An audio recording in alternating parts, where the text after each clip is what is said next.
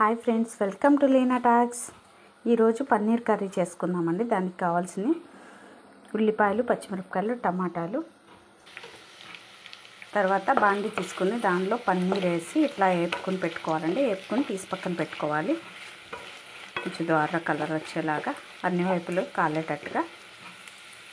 Friends, paneer అయితే ఇలా వేగిపోయింది, తీసి పక్కన పెట్టుకున్నాం. ఫ్రెండ్స్, ముందుగా ఆనియన్స్ వేసి వాటిని వేయించుకోవాలి. లైట్ బ్రౌన్ కలర్ వచ్చే వరకు వేయించుకోవాలండి.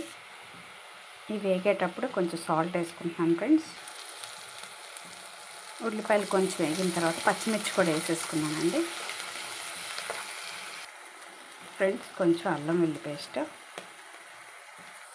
ఫ్రెండ్స్, ఒక అర స్పూను పసుపు, ఒక స్పూన్ కారం వేసుకున్నాము. కొంచెం ధనియా పొడి,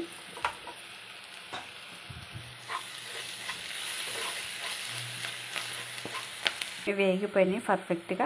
ఇప్పుడు దీనిలో టమాటా యాడ్ చేసుకుంటున్నాను. ఫ్రెండ్స్, ఇప్పుడు టమాటా యాడ్ చేసుకున్నామండి.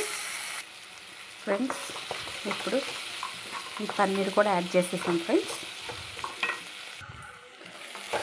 ఇలా దగ్గరకు వచ్చేసింది కదా. ఫ్రెండ్స్, అంటే రైస్లో కావాలంటే ఎలా అయినా తినొచ్చు, లేదంటే కొంచెం మనం ఇంకా చపాతీ కానీ దోశ కానీ అలాంటి వాటిలో తినాలంటే కొంచెం వాటర్ యాడ్ చేసుకోవాలి. ఫ్రెండ్స్, నేనైతే కొంచెం వాటర్ యాడ్ చేస్తున్నాను. ఫ్రెండ్స్, ఇలా ఉడుకుతుంది కదా. ఫ్రెండ్స్, ఉడికేటప్పుడు కొబ్బరిని యాడ్ చేసుకుందాం. ఫ్రెండ్స్, నేనైతే ఈ కొబ్బరి పొడిని కొంచెం వేసుకున్నానండి. కోకోనట్ డ్రై పౌడర్ ఇట్లా దొరుకుతుంది మార్కెట్లో, మనం తెచ్చుకొని దీనిలో వేసుకున్నాను.